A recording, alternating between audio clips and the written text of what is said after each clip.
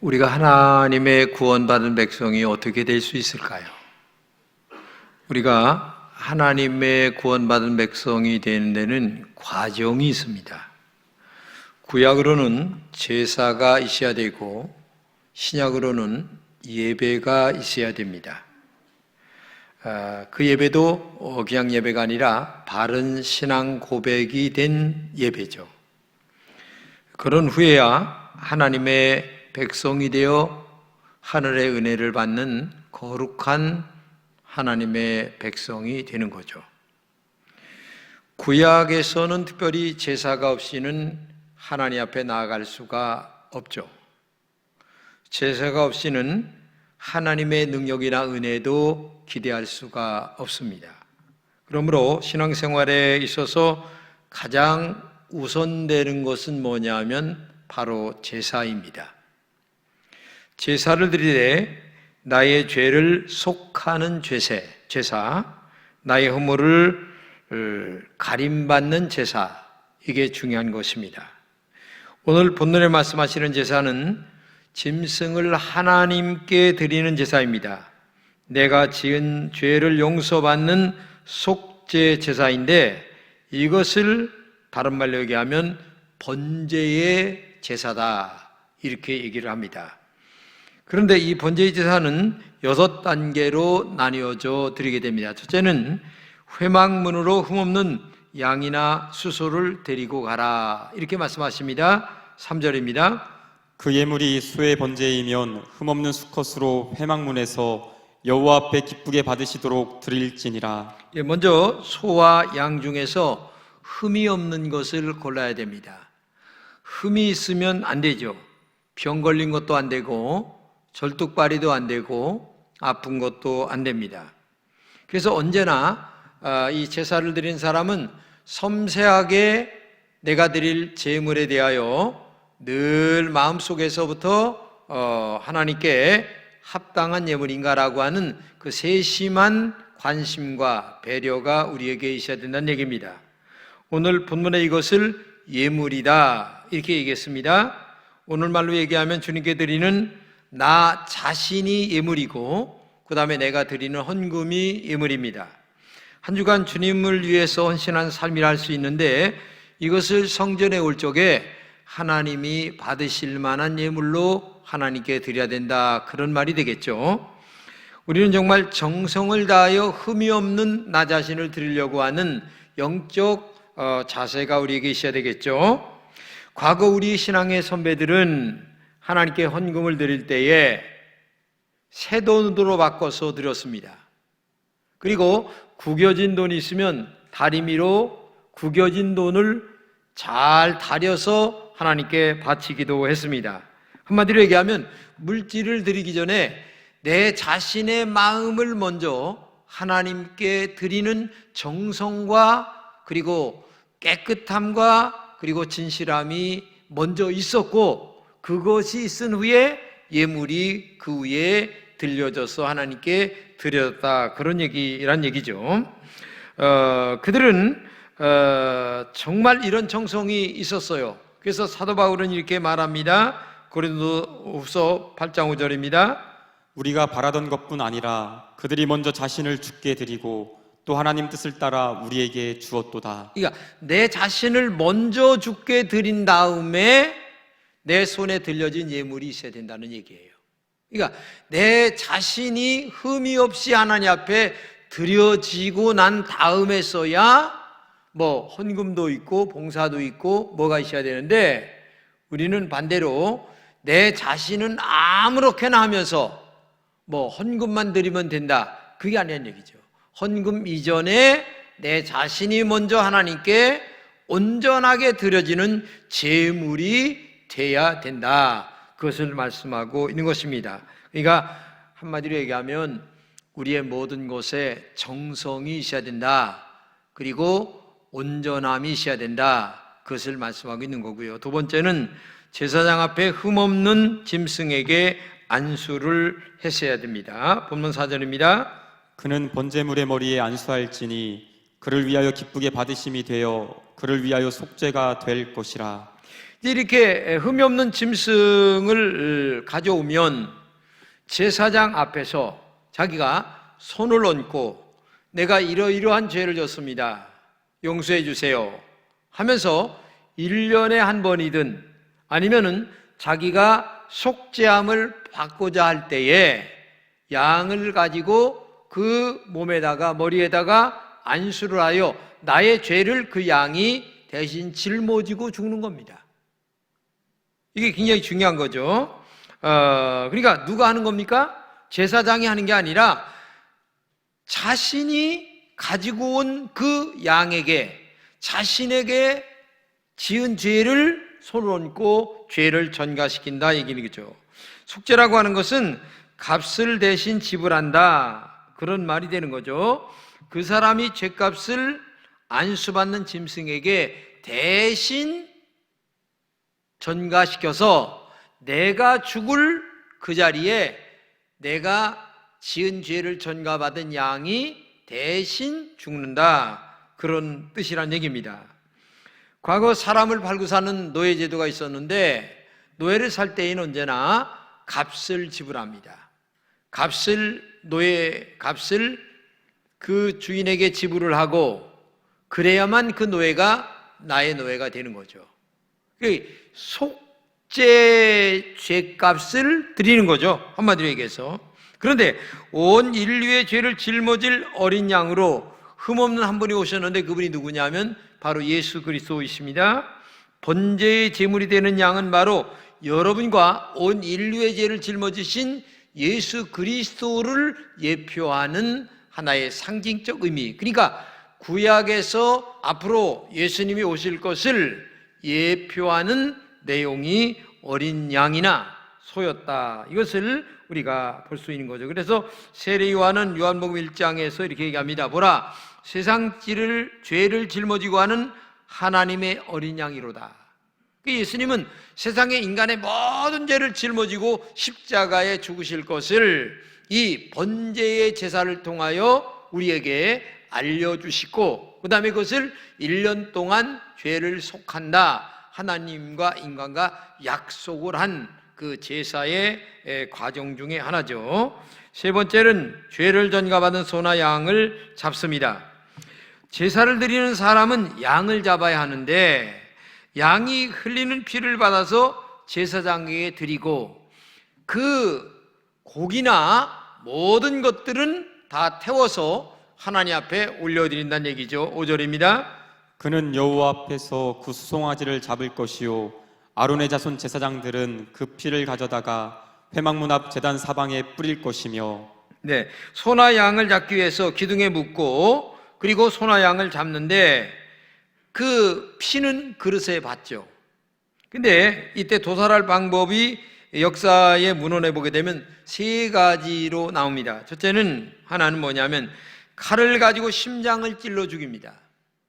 그런데 문헌에 보게 되면 원래 제사를 드리는 사람이 양을 잡게 돼 있어요. 이게 전문가가 아니죠, 한마디로 얘기하면. 그러면 전문가가 아닌 사람이 양을 잡을 때에 양도 얼마나 고생을 하겠어요. 그리고 잡는 사람도 얼마나, 한마디로 얘기하면 피범벅된다, 그런 뜻이죠. 근데 이제 어떤 문헌에는 그래도 양을 잡는 사람이 있지 않았을까, 그러니까 함께 잡았다는 얘기입니다. 함께 양을 잘 잡는 사람과 함께 잡았다. 또 어떤 문헌에는 또 이스라엘 사람들은 그 유목민이기 때문에 양이나 소를 원래 잘 잡는 사람들이다. 근데 중요한 것은 이 양을 갖고 소를 가지고 간 본인이 잡는다는 것이 중요한 겁니다. 한마디로 얘기하면 피범벅이 된다, 그런 말이죠. 그 다음에 목에 동맥을 잘라서 잡는 경우도 있고, 그 다음에 도끼나 망치로 소나 양의 정수리를 때려서 잡는 경우가 있는데, 중요한 것은 고통당하는 양의 아픔, 그리고 양을 잡는 사람의 피범벅, 이것이 얼마나 아팠을까라고 하는 것을 얘기하는 거죠. 사실 제사는 피와의 싸움입니다. 피가 흘립니다. 피를 봅니다. 피를 뒤집었습니다.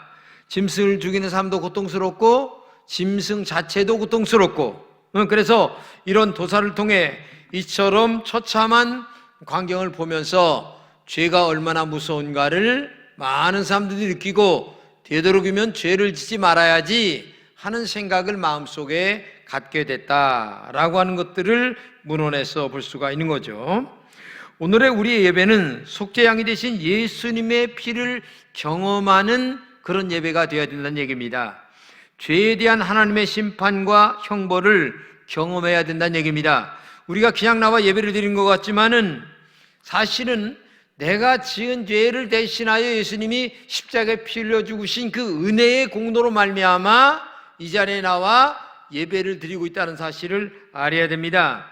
예수님이 내가 맞을 대신 채찍을 맞았고 예수님이 내가 지실 십자가를 대신 지셨습니다. 참혹한 아픔을 당하셨습니다. 십자가의 그 참혹한 고통을 예수님이 당했습니다. 그래서 예수님이 지신 십자가 보혈의 사건에 대하여 정말 마음에 얼마나 느끼면서 여러분들이 와서 예배를 드리느냐라고 하는 것이 예배의 진정한 관건이고, 거기에 대한 감사와 찬양과 그리고 헌신이 우리에게 있어야 된다. 이것을 우리가 알아야 되는 거예요. 그냥 내가 예배 드리러 나왔다, 그게 아니고 이 속에는 하나님께서 받으시는 예수님의 보혈의 은총이 있다라고 하는 것을 우리가 알아야 된다는 거고요. 네 번째는 그렇게 짐승을 죽인 후에 짐승의 가죽을 벗기죠. 6절입니다. 그는 또 그 번제물의 가죽을 벗기고 각을 뜰 것이요. 네, 날카로운 칼이나 아니면은 여러 어떤 도구를 가지고 양이나 그 다음에 소의 가죽을 벗깁니다. 가죽을 벗긴다고 하는 말은 벌거벗는다, 그런 뜻이에요. 한마디로 얘기하면 부끄러운 부분을 홀랑 다 내놓는다, 그런 뜻이에요. 근데 누가 그렇게 가죽을 벗기셨습니까? 우리의 죄를 속하신 예수님께서 정말 옷 하나 걸치지 못하시고 다 벗으시고 십자가에서 피 흘려 죽으신 것입니다. 얼마나 처참한 광경이었나를 가히 생각해 보실 수가 있는 거죠. 한마디로 얘기하면 가죽을 다 벗기면서까지 수모를 당하신 예수님, 몸 하나에 걸칠 것 없이 벌거숭이로 적나라한 모습으로 죽어주신 예수님의 은총, 예수님의 십자가가 그런 수모를 우리에게 보여주고 있는 겁니다. 사실은 내가 당해 수많은 수모를 당할 그 자리에 대신 예수님이 당하신 수모 때문에, 사실 예수님 뺨 맞았잖아요. 침뱉음 받았습니다.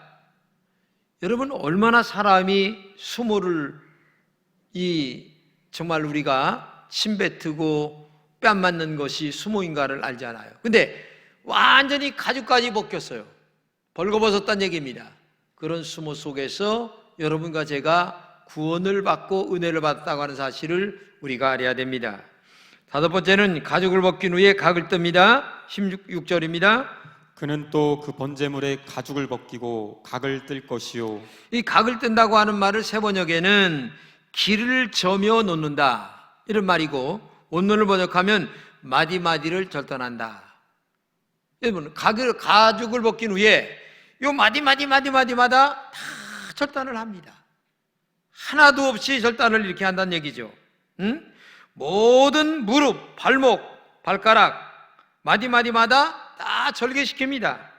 모든 일을 흠없는 짐승에게 안수한 사람이 직접, 물론 옆에서 도와준 사람이 있었다고 하는 문헌도 있지만 그렇게 한다는 얘기죠. 바로 제사하는 사람이, 즉 오늘 예배자인 여러분과 제가 짐승을 그렇게 마디마디마다 절개한다, 점인다는 얘기죠. 그 다음에 여섯 번째, 제사장이 제단에 가서 제사를 드리는데 속죄물이 된 짐승에게 받은 피를 가지고 제단 둘레에 뿌립니다. 그런 후에 짐승의 조각을 받아 번제단에 올려놓고 하나님 앞에 그 속죄물의 연기를 올려 제사를 드린다. 9절에 이렇게 얘기합니다.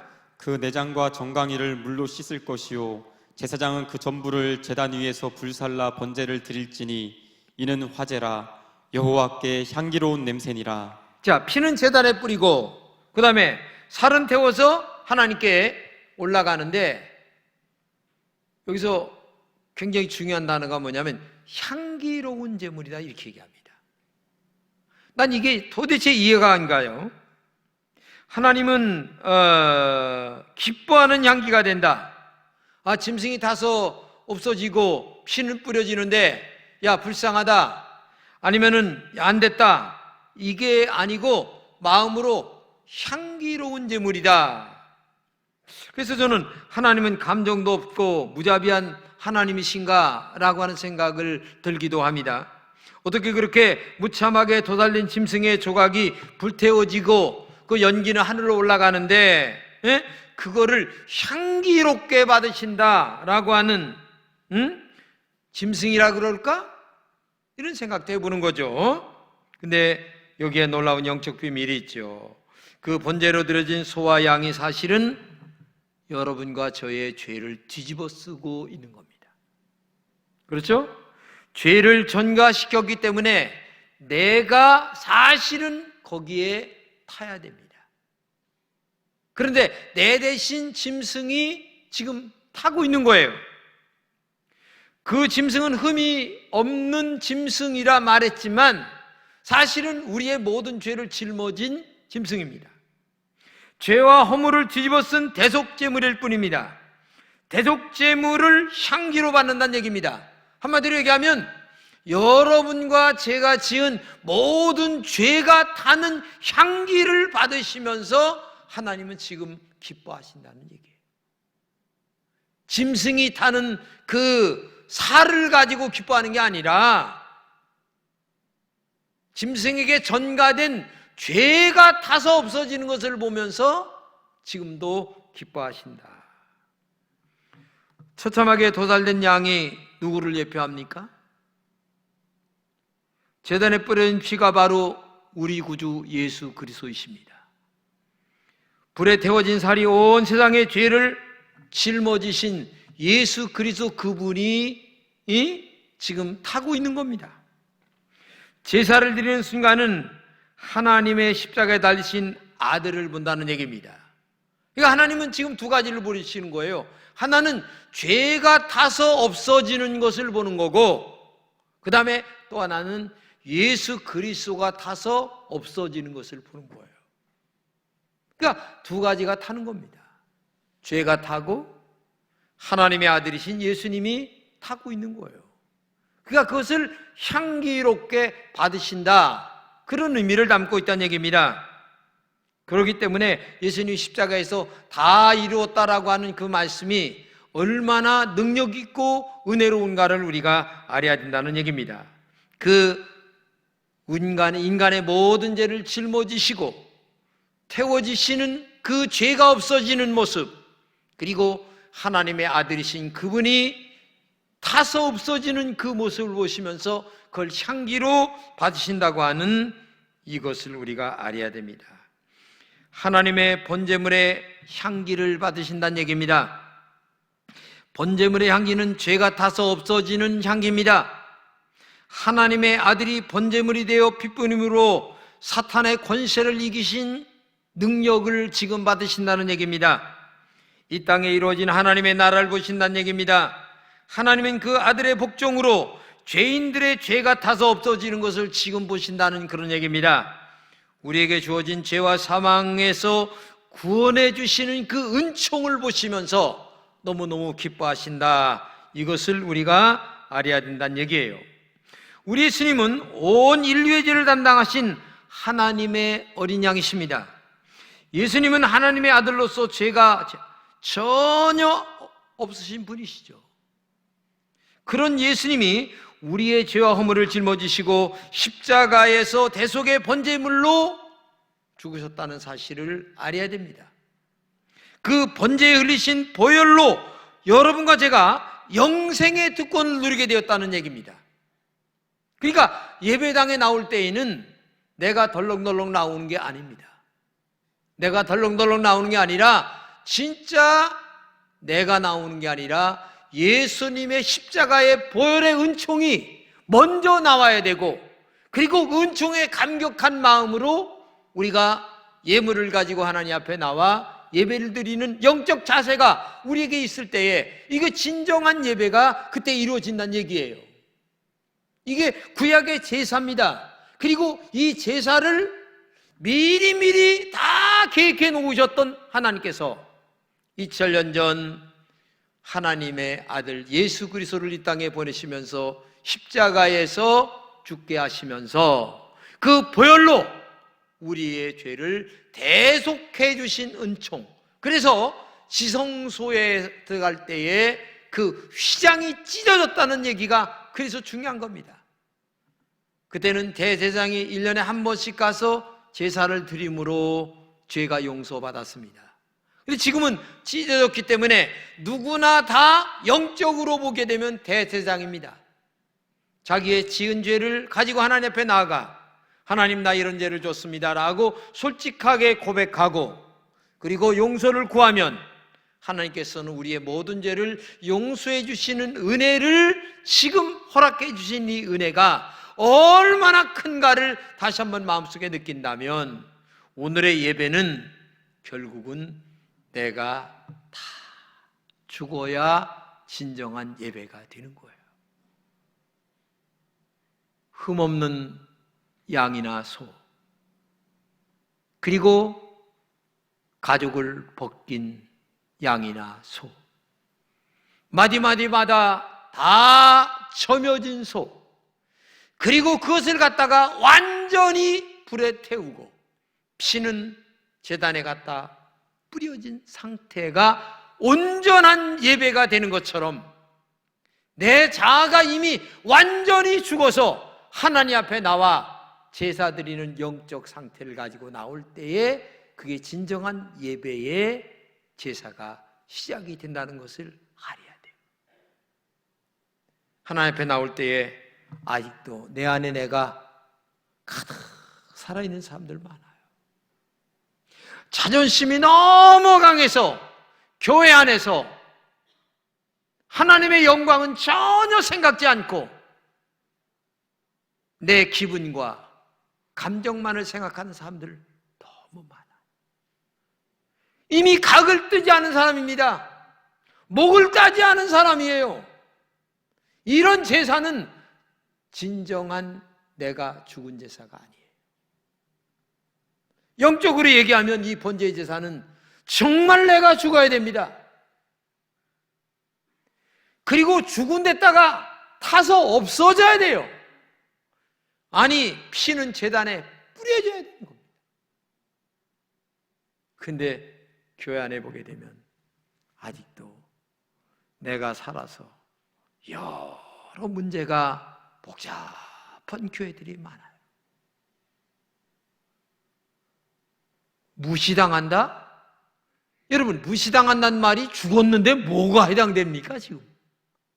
아니, 지금 다 죽어서 피 흘리고 각을 떠서 껍데기 벗기고, 아니 번제단에서 이미 다 타서 없어져서 향기가 올라가는데 하나님이 내 자존심의 향기가 올라갈 때에 얼마나 기뻐하시겠어요? 안 되는 겁니다. 교회는 엄밀히 얘기하면 죽은 자들의 모임이에요. 엄밀히 얘기하면 십자가의 보혈의 은총만 모인 자들이 함께 예배드리는 곳입니다. 그런데 많은 교회들이 죽지 않고 보혈이 아니라 내가 살아서 예배를 드리기 때문에 교회 안에 문제가 너무 많은 거예요. 그렇기 때문에 오늘도 기도할 때 이런 기도 많이 하세요. 하나님, 나를 죽여주세요. 내가 아직도 내 안에 너무나 살아있습니다. 나의 나된 것은 하나님의 은혜라고 고백했던 바울처럼 날마다 내 안에 주님이 살고 나는 없고 십자가의 보혈만 날마다 넘치는 그런 은혜의 번제의 제사가, 향기로운 제물이 올라가는 그런 제사가 되어야 된다는 거죠. 오늘 저는 부탁합니다. 우리 금천의 모든 성도님들은 정말 이미 목이 따지고 피가 뽑혀지고 그 다음에 각이 떠지고 마디마디마디가 다 잘라져서 번제단에서 완전히 내가 죽고 그저 내가 죽고 대신 예수님이 흘리신 보혈의 은총만 높이 올라가는 그런 살아있는 영적 제사가 날마다 드려지는 번제의 보혈이 있는 그런 살아있는 예배가 될 수 있기를 진심으로 축복합니다. 기도합시다. 고마우신 하나님 감사합니다. 우리 금천의 모든 성도들에게 진정한 예배자들이 되게 하여 주옵소서. 내가 죽은 예배가 진짜 살아있는 예배임을 알게 하여 주옵소서. 그런데 아직도 우리는 싱싱하게 살아서 기분을 따지고 감정을 따지고 자존심을 따지고 여러 인간적인 요소들만을 자꾸 내세울 때가 너무나 많이 있습니다. 이런 썩은 제사가 되지 말게 도와주시고 정말 내가 다 불에 태워져서 오직 하나님께 향기로움만 올라가는 이런 영적 제사가 우리에게 있게 하여 주옵소서. 그래서 날마다 주님께 은혜를 받고 주님께 사랑을 받고 주님께 축복을 받는 우리 금천의 공동체들이 다 되게 하여 주옵소서. 십자가의 보혈의 은총이 얼마나 소중한가를 다시 한번 알고 감사하고 영광 돌리는 하나님의 종들이 되게 하여 주옵소서. 날마다 내가 번제가 되어 날마다 내가 죽고 자아가 죽고 내 안에 내가 죽고 주님이 살아가는 하나님의 거룩한 백성들이 되게 하여 주옵소서. 예수님의 이름으로 기도드립니다. 아멘.